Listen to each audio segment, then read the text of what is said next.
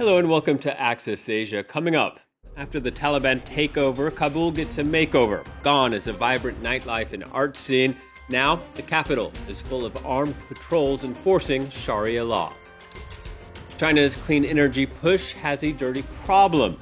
A new hydropower station is being held as a milestone, but on the ground, there is an environmental and human cost.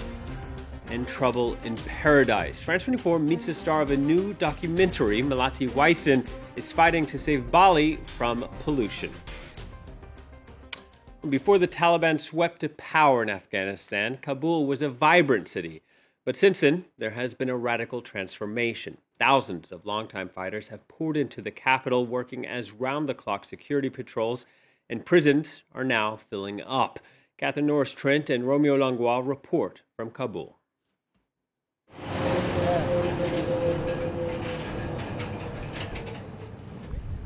Once feared in Kabul for suicide attacks, the Taliban are now policing the streets of the capital.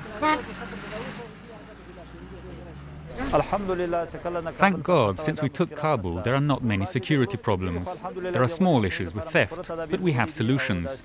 We have night patrols and nighttime checkpoints to catch thieves. But there's no danger now. Security is good. Until recently, many of these men were fighting in Afghanistan's provinces and barely know Kabul.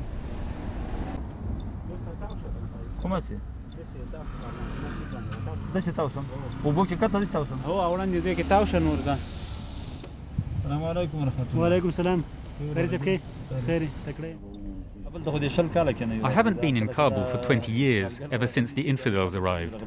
Kabul never used to be like this. It's been built up. It's completely changed. The city has long been notorious for kidnappings and theft. The Taliban plan to fight that with their strict interpretation of Sharia law. God willing, the justice system of our emirate will soon start taking action. It will be like before. Thieves will have their hands cut off, killers will be executed, and adulterers will be stoned to death. These punishments should be public. That's very good.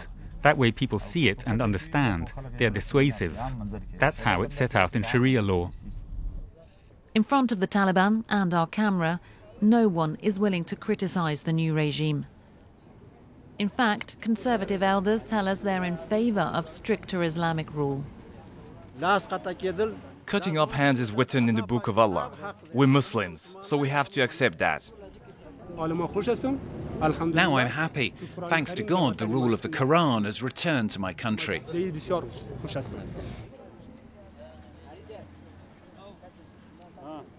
When the Taliban first swept to power, they emptied all the jails, freeing thousands of prisoners. But now they're filling up the cells once again.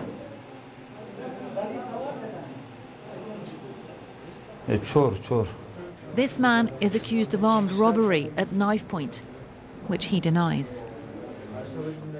When they arrested me, they searched me and found nothing. Now they're saying I had a knife, but I don't know what they're talking about.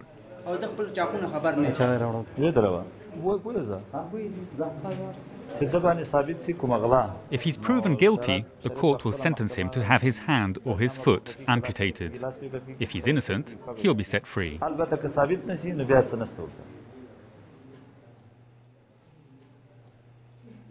Kabul's police stations are now manned by hordes of Taliban fighters. Every day they haul in people accused of crimes.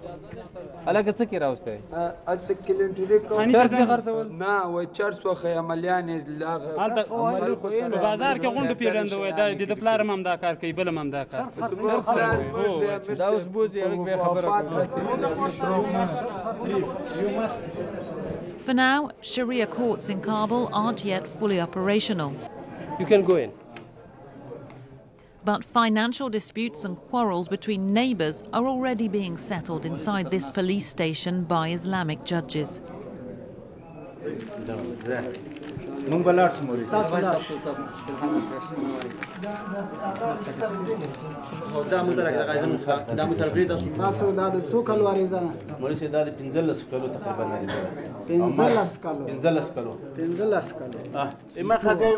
I sold a car 15 years ago, but the buyer had acquaintances in high places, so he never paid me. Before, under the former government, they wouldn't even let me in the police station. The plaintiffs here, all men, say they're satisfied with the speedy justice now being dealt out.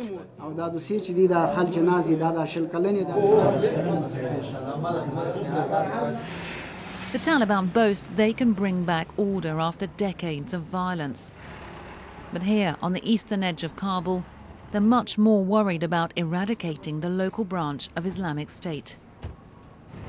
The Islamic State group is trying to increase their presence in Afghanistan and to destroy the country, but we are not afraid. The Taliban's been fighting for 20 years, and now we will continue to do so, against them. IS have claimed responsibility for a string of deadly attacks. Keeping a grip on security is just one of the huge challenges for former insurgents who've suddenly found themselves in charge of a state. Activists hope the COP26 climate conference in Scotland will test leaders' resolve to enact real changes. China has ambitious targets, but some wonder if they go far enough. Operations recently began at a new hydropower station in the southwest of the country. That, along with the older Three Gorges Dam, have been held as milestones, but they come with a cost. To great fanfare, operations have begun at China's highest altitude dam, 3,000 meters above sea level, according to state media. The Lianghekou Dam is located at the convergence of three rivers, the Yalong, the Xianshui, and the Qingda, in southwestern Sichuan province. It's just the latest mega dam in China, and authorities hope it will help the country meet its ambitious climate and renewable energy targets of reaching carbon neutrality by 2060. These are the valves that will regulate the dam's water flow. Apparently, it will be the highest altitude dam in the world. I'm proud to be here. We're proud to be working on a dam like this for our country. Hydropower may help reduce coal consumption, but the human impact of the Lianghekou Dam has been stark. Since construction of the colossal project began in 2014, local communities, many of them ethnically Tibetan, have been displaced or forced to relocate. Of the 100 families in the village, 70 will be relocated. On the Yalong River, this Buddhist monastery will be affected as well. My new house will be over there, on top of the mountain. We have to move. We have no choice. It would be dangerous otherwise. The water levels will rise up to here. The houses will be destroyed. And we're not even sure if we'll be compensated. Displacement often goes hand in hand with the construction of China's mega dams.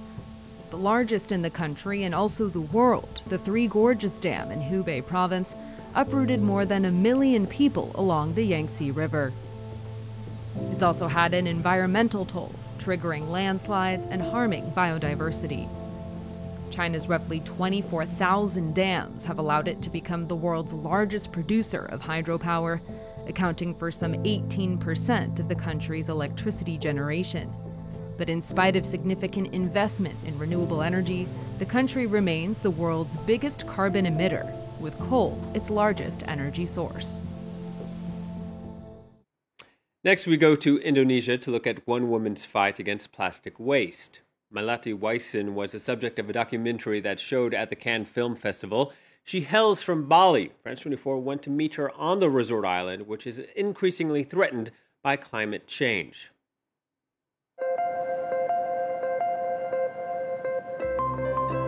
Even the most beautiful landscape will not divert Melati Waisin from her mission. The young activist collects plastic waste every time she walks along the beach.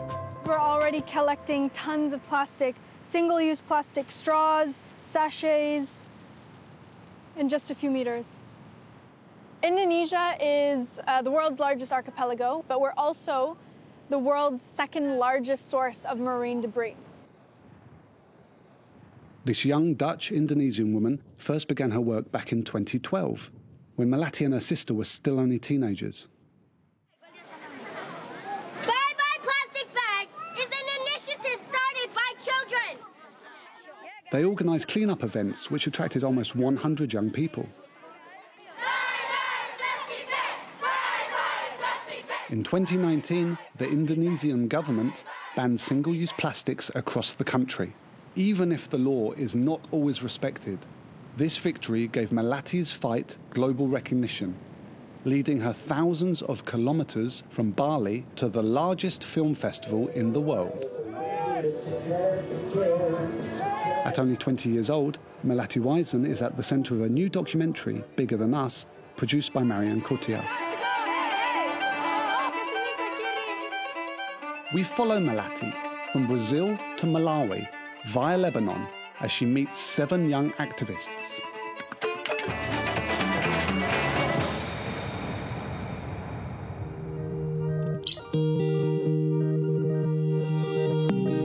After all the glitz and glamour, Melati returned to her life in Bali, surrounded by the nature that she loves so much. I hope that Bigger Than Us will be a conversation starter for many people. Similar to a lot of the documentaries that I admire, they started to become dinner table discussion. And I think that the element and the medium of movies, connecting visuals and sound and storytelling, is such a powerful tool to get people to take action. Inspired by her new experiences, Melati launched Youthtopia to train and support young activists. Right now, my only vision and my only focus is to see how I can help empower as many young people to ensure that we're raising a generation of change makers. As comfortable on the red carpet as she is in the middle of a rice field, Melati will continue to inspire young people around the world. Now, there are not many places in the world where one can see Michael Jackson, Mickey Mouse, and the Lion King all in one place, but here you can. No, it's not Neverland Ranch. It is indeed a barbershop in India, where instead of a bowl cut, you can get the Taj Mahal cut. Two brothers, Rajwinder and Gurwinder, express their artistic souls through scissors and clippers, and unlike Van Gogh, you won't lose an ear. Well, that's it for this edition. Thank you for watching, and please stay tuned to France 24.